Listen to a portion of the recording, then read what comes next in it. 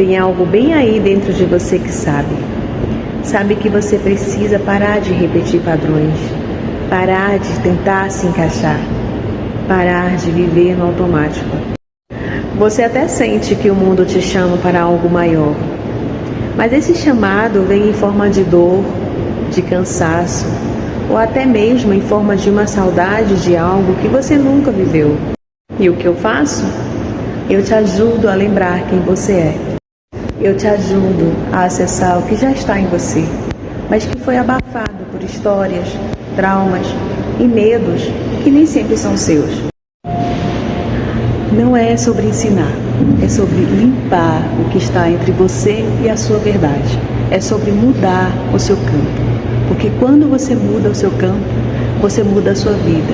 Porque o seu campo é você.